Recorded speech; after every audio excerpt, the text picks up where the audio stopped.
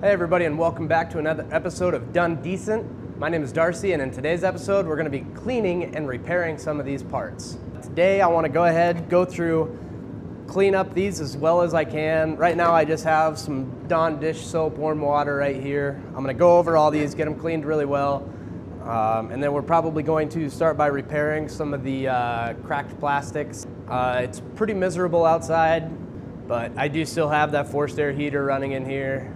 It's still pretty cold outside. We've gotten like 8 inches of snow in the last week, and it's actually still snowing right now.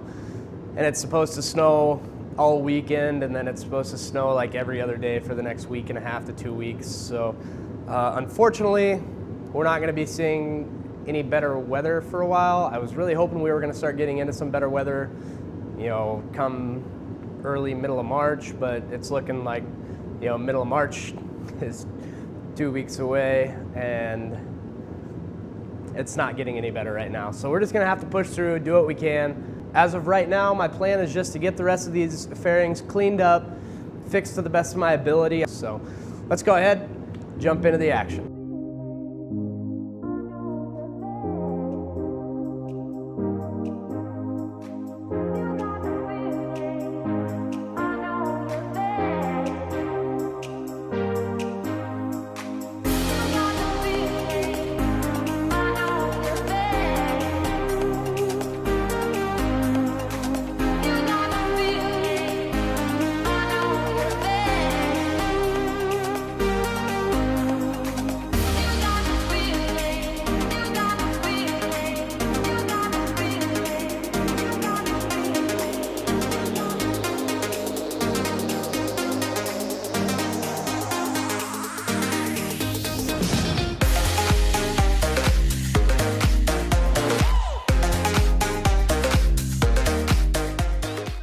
I just kind of want to go over like what my next plan is here. Alright guys, so what you guys just saw was a lie. I'm actually sitting in the house right now because I have the fan running out in the garage. I just got done clear coating the tank and one of the other fairings that I made more mistakes on, but that's okay. So what you guys are about to see is what I attempted to do was I took a fiberglass repair kit and I sanded down the back of it really well, and then I put down the fiberglass cloth with the resin, like 3-4 pieces of the cloth with the resin in there. I thought that was gonna be okay, but after talking to some more people, they figured I should go a different route.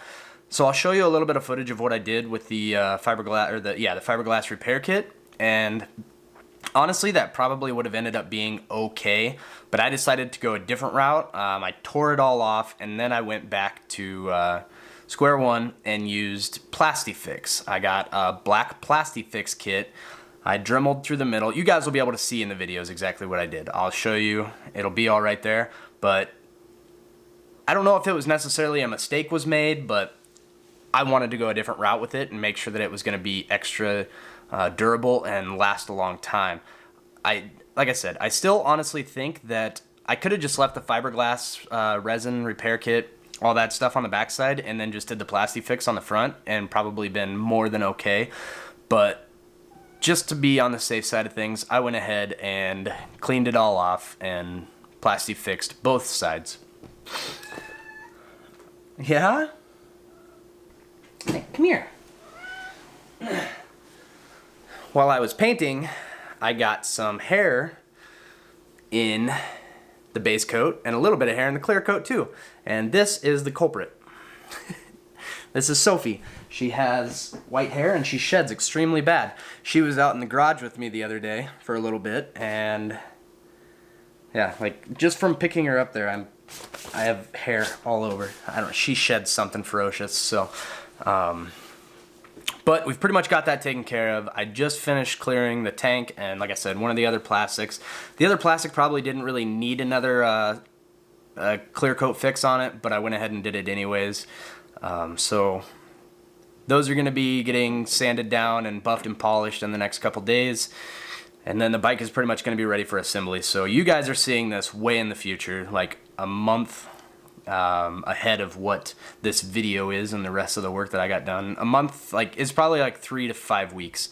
So over the course of 2 weeks is when I did the fiberglass resin, and then I did some other work to the fairings. I sanded them all down, got them prepped for paint, and then I went back and did the Plasti-Fix, and then, you know, resanded those areas, got those cleaned up, went over them with some glazing putty. So you guys are going to be able to see all that. I just wanted to let you guys know here, because I didn't really do a very good job of explaining it when I re-recorded doing the Plasti-Fix. So I'm going to shoot you guys back over to the video and keep going. So I've got some fiberglass cloth, fiberglass mat, small fiberglass repair kit, some fiberglass resin, some more fiberglass cloth.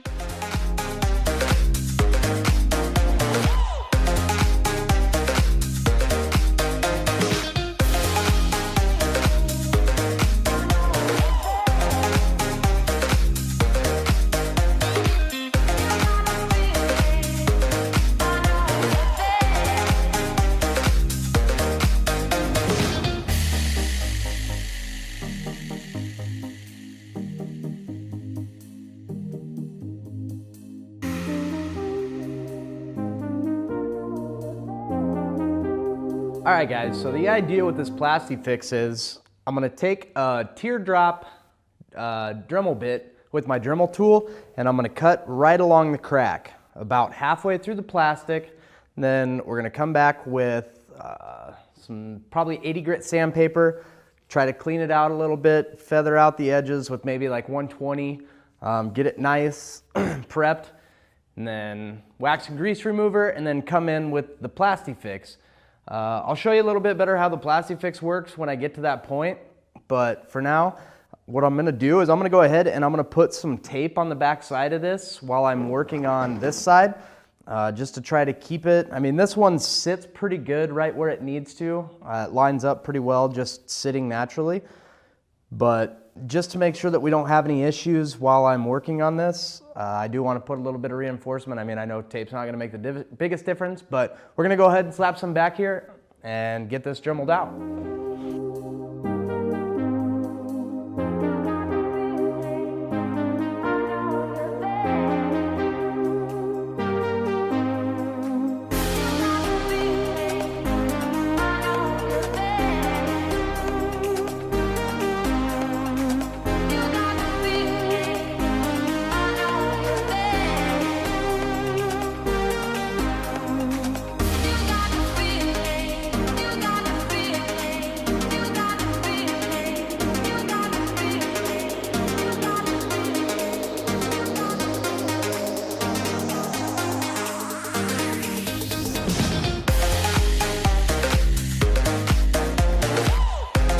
All right, guys, so now as we move forward, we're basically to the area where to the part where we just need to wax and grease remove and then get to the Plasti-Fix. So there's a few components that come with this. We've got a measuring cup, we've got a sealable container, which we will put the actual powder into. We've got the liquid monomer? I don't know, I failed English. The Plasti-Fix liquid. We've got the Plasti-Fix liquid here. We use a droplet to transfer the liquid into one of these more pliable containers that is also resealable, that we can use to squeeze. So the idea is you put how much ever you feel comfortable putting into the resealable container of the powder into the container. Then transfer some of the liquid into the what is basically kind of like a syringe. Transfer liquid, put the needle on, and the needle doesn't actually release the fluid from the very tip. It releases it about a quarter of the way up from the tip.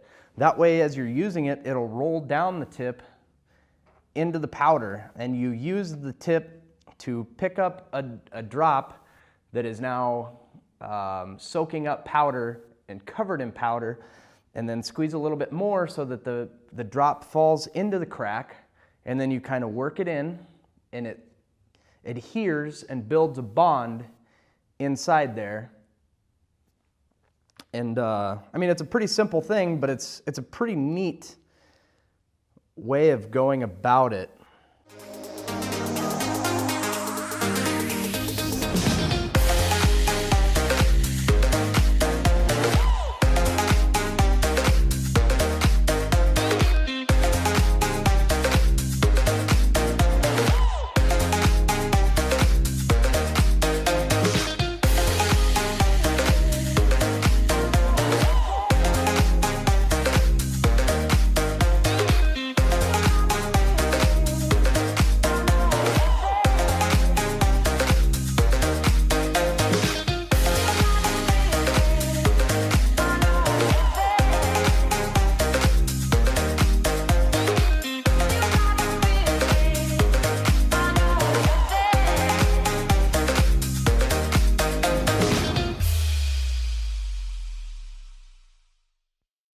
So with that being said, we're gonna go ahead and cut it off here. Thanks for coming in and hanging out, guys. Don't forget to like, subscribe, share. Let me know if you see anything that I'm doing wrong, anything that I could be doing better.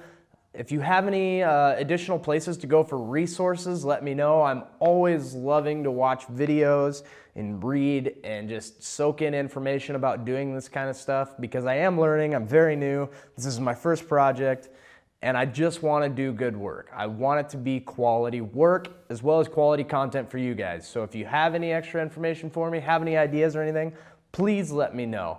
So thanks for hanging out, guys. Have a good one and we'll see you next time.